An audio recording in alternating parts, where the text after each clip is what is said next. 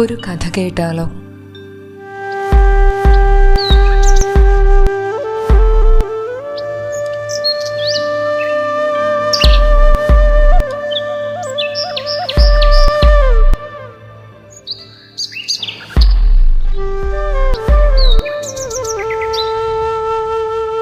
അതെ, ഒരു നല്ല കഥ കേൾക്കാം. നരസിംഹാവതാരത്തിൻ്റെ കഥയാണ്. പ്രഹ്ലാദന്റെ കഥയാണ്. കശ്യപന്റെയും ദിതിയുടെയും പുത്രന്മാരായിരുന്നു ഹിരണ്യാക്ഷനും ഹിരണ്യകശിപുവും. വരാഹാവതാരം കൈക്കൊണ്ട ഭഗവാൻ വിഷ്ണു ഹിരണ്യാക്ഷനെ വധിച്ചതിനാൽ അദ്ദേഹത്തോടുള്ള ഹിരണ്യകശിപുവിൻ്റെ വൈരാഗ്യം കൂടിക്കൂടി വന്നു. നാരായണ മന്ത്രത്തിനു പകരം ഹിരണ്യായ നമ എന്ന മന്ത്രം ജപിക്കാൻ അദ്ദേഹം പ്രജകളോട് ആവശ്യപ്പെട്ടു. നാരായണ മന്ത്രം ജപിക്കുന്ന പ്രജകൾക്ക് മരണശിക്ഷ വിധിച്ചു. പരാക്രമശാലിയും ശക്തനുമായ ഹിരണ്യകശിപുവിൻ്റെ ആജ്ഞ കേട്ട് ജനങ്ങൾ ഭയന്നു വിറച്ചു. സകല ദേവന്മാരും സൂര്യനും വായുവും ഇന്ദ്രനും യമനുമുൾപ്പെടെ അസുരരാജാവിൻ്റെ ആജ്ഞയെ ഭയന്നു. പരാക്രമത്തിലൂടെ ദേവലോകത്തിലെ അപ്സരസുന്ദരികളെ അദ്ദേഹം സ്വന്തമാക്കി. ഗന്ധർവന്മാർ അദ്ദേഹത്തിനു വേണ്ടി മാത്രം ആലപിച്ചാൽ മതിയെന്ന് ആജ്ഞാപിച്ചു. ലോകത്തിൻ്റെ നാനാഭാഗങ്ങളിലും ദൈത്യേന്ദ്രൻ തൻ്റെ അധികാരമുറപ്പിച്ചു. സർവശക്തനായി വിലസിയിരുന്ന ഹിരണ്യകശിപുവിൻ്റെ രീതികൾ മുനിമാരെയും പ്രജകളെയും അസന്തുഷ്ടരാക്കി. ഹിരണ്യകശിപുവിന് അനുഹ്ലാദൻ, ഹ്ലാദൻ, പ്രഹ്ലാദൻ, സംഹ്ലാദൻ എന്നിങ്ങനെ 4 പുത്രന്മാരുണ്ടായിരുന്നു. അദ്ദേഹത്തിന് പ്രഹ്ലാദനോടായിരുന്നു കൂടുതൽ പ്രിയം. ഗുരുകുല വിദ്യാഭ്യാസം കഴിഞ്ഞെത്തിയ പ്രഹ്ലാദനോട് അദ്ദേഹം വാത്സല്യപൂർവ്വം ചോദിച്ചു, പുത്ര, നീ പഠിച്ചതിൽ ഏറ്റവും ശ്രേഷ്ഠമായിട്ടുള്ളത് എന്താണ്? പ്രഹ്ലാദൻ പറഞ്ഞു, പിതാവേ, വിഷ്ണുപദമാണ് ലോകത്തിൽ വെച്ച് ഏറ്റവും ശ്രേഷ്ഠമായത്. ആശ്രിതവത്സലനും ലോകസൃഷ്ടാവും സർവകാരണനും എല്ലാവർക്കും അഭയം നൽകുന്നവനും ആദിമധ്യാന്തരഹിതനും സർവേശ്വരനുമായ ഭഗവാൻ വിഷ്ണുവിൻ്റെ പാതാരബിംബങ്ങളിൽ അഭയം പ്രാപിക്കുക എന്നതാണ് ഏറ്റവും ശ്രേഷ്ഠമായത്. കരുണാമയനായ വിഷ്ണു ഭഗവാനാണ് സകലരിലും വെച്ച് ശ്രേഷ്ഠൻ. തൻ്റെ ശത്രുവായ വിഷ്ണുവിനെ മകൻ സ്തുതിക്കുന്നത് കേട്ട് അദ്ദേഹത്തിന് ദേഷ്യം തോന്നി. കോപം കൊണ്ട് ജ്വലിച്ച ഹിരണ്യകശിപു പ്രഹ്ലാദന്റെ ഗുരുവിനെ വിളിപ്പിച്ചു. അദ്ദേഹത്തോട് ചോദിച്ചു, ഹേ ബ്രാഹ്മണ, നിങ്ങൾ എന്താണ് എൻ്റെ മകനെ പഠിപ്പിച്ചത്? നിസാരനും ശത്രുവുമായ വിഷ്ണുവിൻ്റെ മാഹാത്മ്യത്തെക്കുറിച്ച് താങ്കൾ എൻ്റെ മകനെ പഠിപ്പിച്ചതിലൂടെ എന്നെ അപമാനിക്കുകയാണ് ചെയ്തിരിക്കുന്നത്. ഇതിൻ്റെ കാരണം വ്യക്തമാക്കുക. അസുരരാജാവിൻ്റെ കോപം കണ്ട് ഭയന്ന ഗുരു വിറയലോടെ പറഞ്ഞു, അല്ലയോ അസുരപദേ, ഈ കുഞ്ഞു പറയുന്നതൊന്നും ഞാൻ പഠിപ്പിച്ചതല്ല. അസുരഗുരു ശുക്രാചാര്യനിൽ നിന്നും സ്വായത്തമാക്കിയ ശുക്രനീതിയും ആയുധവിദ്യയുമാണ് ഞാൻ ഇവനെ പഠിപ്പിച്ചത്. അങ്ങയുടെ ആജ്ഞ ലംഘിച്ച് ഞാൻ ഒന്നും ചെയ്തിട്ടില്ല. ഗുരുവിൻ്റെയും അച്ഛൻ്റെയും വാക്കുകൾ കേട്ട പ്രഹ്ലാദൻ നിർഭയനായി പറഞ്ഞു, പിതാവേ, ലോകപിതാവായ സാക്ഷാൽ വിഷ്ണുവാണ് സകല വിദ്യയും പകർന്നു നൽകുന്നത്. സകല ജീവജാലങ്ങളിലും അധിവസിക്കുന്ന ആ പരമാത്മാവ് തന്നെയാണ് എനിക്ക് ഈ അറിവുകൾ പകർന്നു തന്നത്. പ്രഹ്ലാദന്റെ ഈ വാക്കുകൾ ഹിരണ്യകശിപുവിനെ കൂടുതൽ കോപിഷ്ഠനാക്കി. അദ്ദേഹം ബ്രാഹ്മണ ഗുരുവിനോട് കൽപ്പിച്ചു, ഹേ ബ്രാഹ്മണ, ഇവനെ കൊണ്ടുപോയി ശരിയായ വിദ്യ പഠിപ്പിക്കുക. ഇവന്റെ ഈ മൂഢത്തരം കേട്ടു നിൽക്കാൻ നിങ്ങൾക്ക് ജാള്യമില്ലേ? ഇവന്റെ ഉള്ളിൽ ശരിയായ ബുദ്ധി പകർന്നു നൽകണം. സർവവിദ്യകളും അഭ്യസിപ്പിച്ച ശേഷം മാത്രമേ ഇനി ഇവൻ എൻ്റെ മുന്നിൽ വരാൻ പാടുള്ളൂ. ബ്രാഹ്മണൻ പ്രഹ്ലാദനെയും കൂട്ടി ഗുരുകുലത്തിലേക്ക് പോയി. വർഷങ്ങൾ കഴിഞ്ഞു. വിദ്യാഭ്യാസം കഴിഞ്ഞ് പ്രഹ്ലാദൻ വീണ്ടും കൊട്ടാരത്തിലേക്ക് മടങ്ങിയെത്തി. പ്രഹ്ലാദനോട് ഹിരണ്യകശിപു അതേ ചോദ്യം ആവർത്തിച്ചു. പ്രഹ്ലാദനാകട്ടെ അതേ മറുപടി തന്നെ പറയുകയും ചെയ്തു. ഇത് കേട്ട ഹിരണ്യകശിപു കോപം കൊണ്ട് ജ്വലിച്ചു. അദ്ദേഹം അലറി, കുലദ്രോഹിയായ ഇവനെ ഉടൻ തന്നെ വധിക്കുക. ഈ അസുരവിത്തിനെ ഒരു നിമിഷം പോലും ഇവിടെ വസിക്കാൻ അനുവദിക്കരുത്. അസുരകുലത്തിന് അപമാനം വരുത്തുവാൻ ജനിച്ച ഈ ദുരാത്മാവ് ഇനി ഈ ഭൂമിയിൽ ജീവിക്കാൻ അർഹനല്ല. അസുര ചക്രവർത്തിയുടെ കൽപ്പന കേട്ട കിങ്കരന്മാർ പ്രഹ്ലാദനെ ബന്ധനസ്ഥനാക്കി ഒരു വലിയ മൈതാനത്തിലേക്ക് കൊണ്ടുപോയി. ജനമധ്യത്തിൽ വെച്ച് ഭീമാകാരങ്ങളായ ആയുധങ്ങൾ ഉപയോഗിച്ച് പ്രഹ്ലാദനെ അവർ വധിക്കാനൊരുങ്ങി. ഓരോ പ്രാവശ്യം പ്രഹരമേൽക്കുമ്പോഴും പ്രഹ്ലാദൻ കൂടുതൽ ഭക്തിയോടെ ഓം നാരായണായ നമ എന്ന് ഉച്ചരിച്ചുകൊണ്ടിരുന്നു. ഈ സമയം ഹിരണ്യകശിപു ജനങ്ങളോടായി ഉച്ചത്തിൽ വിളിച്ചു പറഞ്ഞു, അസുരേന്ദ്രനായ എന്നെ അപമാനിച്ച് നിസാരനായ വിഷ്ണുവിനെ ഭജിച്ചാലുള്ള ശിക്ഷ ഇതാണ്. മരണത്തിൽ കുറഞ്ഞ ഒരു ശിക്ഷയുമില്ല. എന്നാൽ ഇത് കേട്ടിട്ടും പ്രഹ്ലാദൻ പിന്മാറിയില്ല.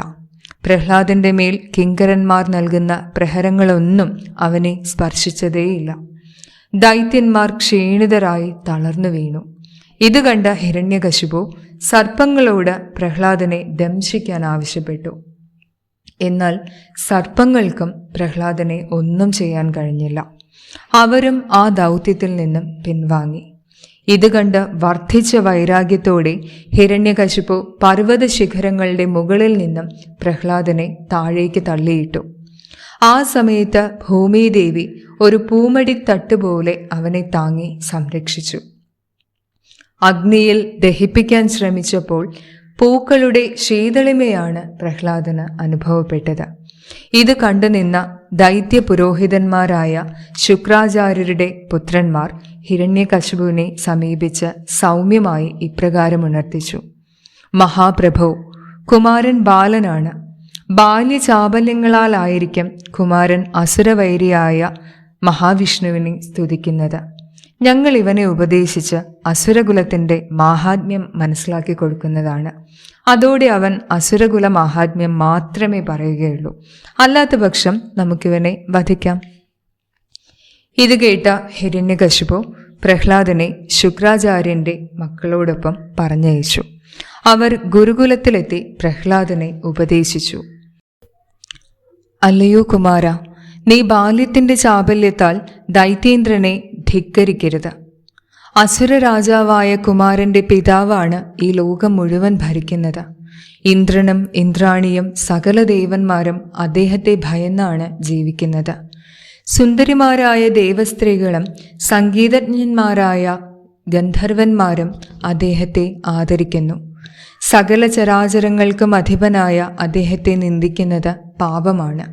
ദാനവപതിയുടെ ആജ്ഞയെ അനുസരിച്ചു വേണം ഇനി ജീവിക്കാൻ. സത്യം മനസ്സിലാക്കി പെരുമാറുക.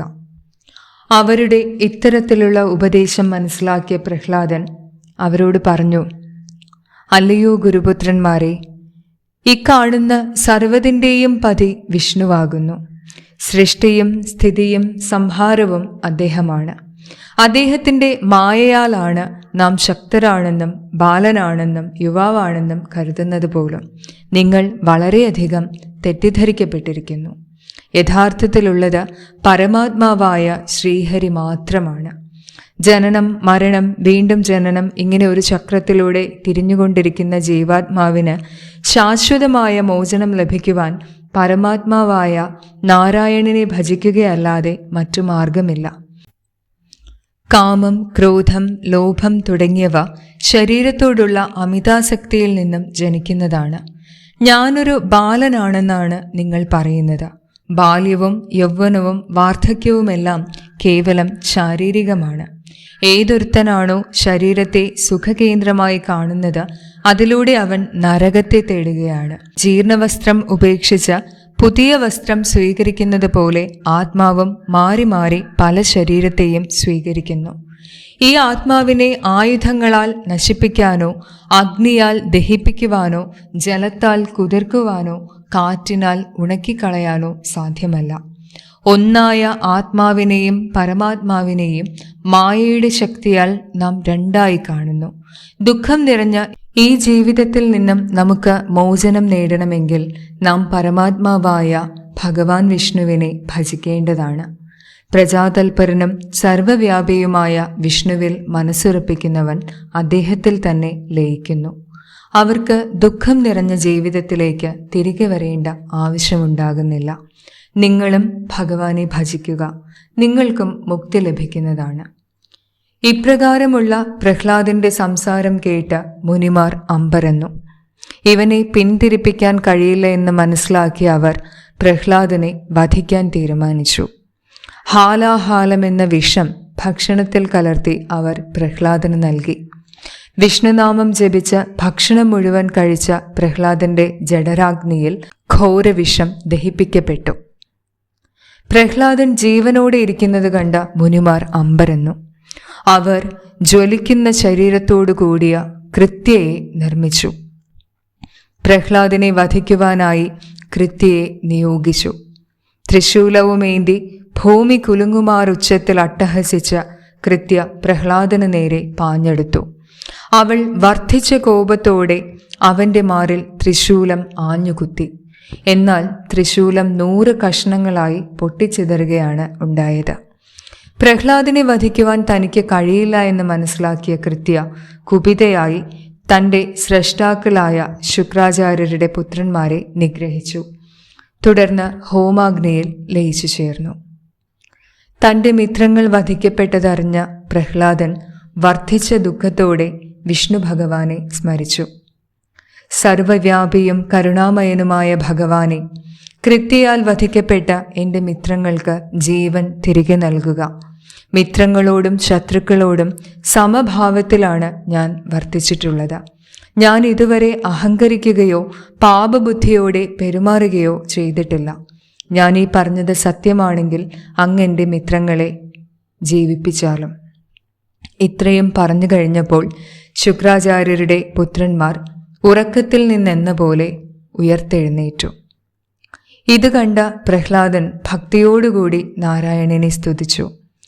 എല്ലാ ശ്രമങ്ങളും വിഫലമായ ശുക്രാചാര്യരുടെ പുത്രന്മാർ ഹിരണ്യനെ കണ്ട് സങ്കടമുണർത്തിച്ചു. വിവരങ്ങൾ അറിഞ്ഞ ഹിരണ്യകശിപു പുത്രനെ വിളിപ്പിച്ചു.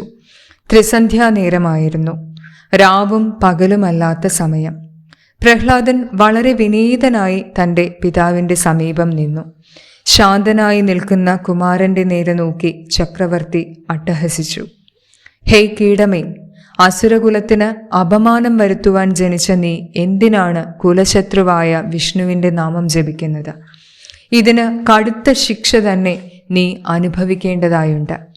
നീ എൻ്റെ പുത്രനായതിനാൽ മാത്രമാണ് ഇത്രയും നാൾ നിനക്ക് ആയുസ്സുണ്ടായത്. ഇനി നാം നിന്നോട് ക്ഷമിക്കുന്നതല്ല. ഇനി നിന്റെ നാവിൽ നിന്നും വിഷ്ണുനാമം പുറപ്പെടുകയാണെങ്കിൽ തീർച്ചയായും എൻ്റെ ഖഡ്ഗം നിന്നെ ഛേദിക്കും.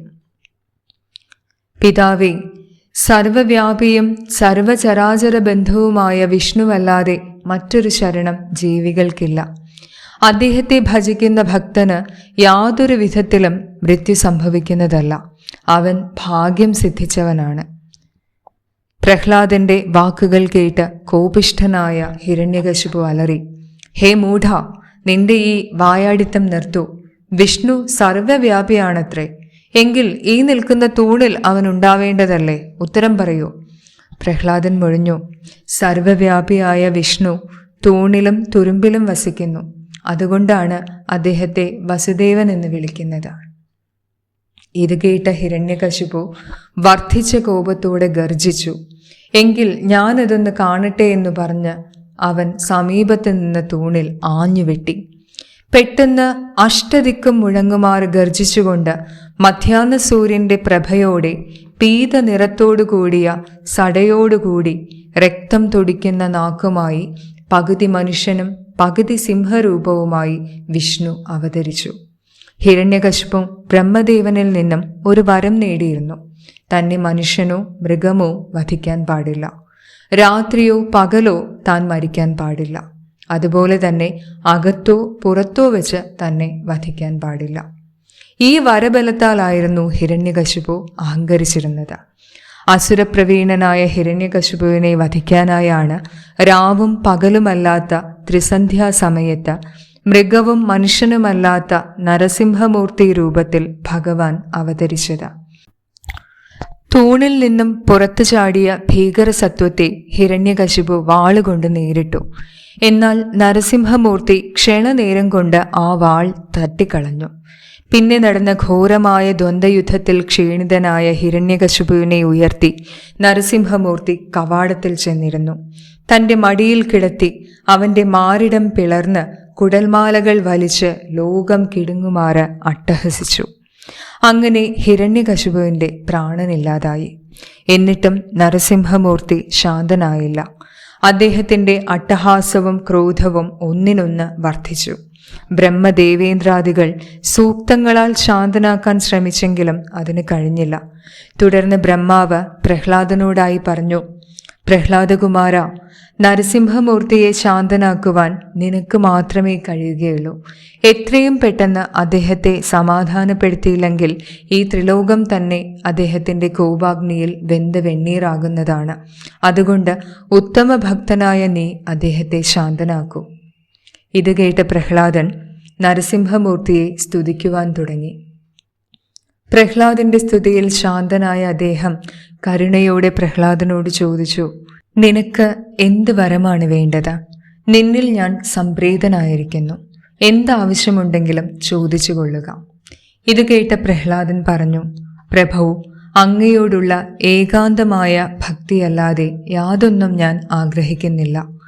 കാമക്രോധ മോഹാദികൾ ബാധിക്കാത്ത നിർമ്മലമായ മനസ്സോടുകൂടി നിത്യവും അങ്ങയെ ഭജിക്കാൻ അങ്ങനെ അനുഗ്രഹിച്ചാലും. അജ്ഞതയാലാണ് എൻ്റെ പിതാവ് അങ്ങയെ ധിക്കരിച്ചത്. എൻ്റെ പിതാവിൻ്റെ സർവപാപങ്ങളും പുറത്ത് അദ്ദേഹത്തെ മുക്തനാക്കാനുള്ള കനിവുണ്ടായാലും. നരസിംഹമൂർത്തി പറഞ്ഞു, വത്സ, നിന്റെ പിതാവ് മാത്രമല്ല വംശപിതൃക്കൾക്കും നിന്റെ പ്രവൃത്തിയാൽ വിശുദ്ധി പ്രാപ്തമാകുന്നതാണ്.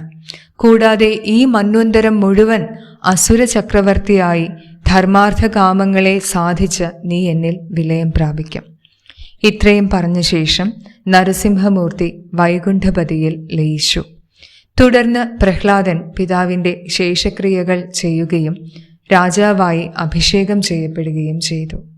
വിഷ്ണുഭക്തനായ പ്രഹ്ലാദൻ തൻ്റെ മന്വന്തര ഭരണശേഷം വിഷ്ണുപാദങ്ങളിൽ സായുജ്യം നേടി. കഥ എല്ലാവർക്കും ഇഷ്ടപ്പെട്ടുവല്ലോ. അപ്പോൾ തീർച്ചയായും ഈ കഥ നിങ്ങളുടെ പ്രിയപ്പെട്ടവർക്ക് പങ്കുവയ്ക്കുക.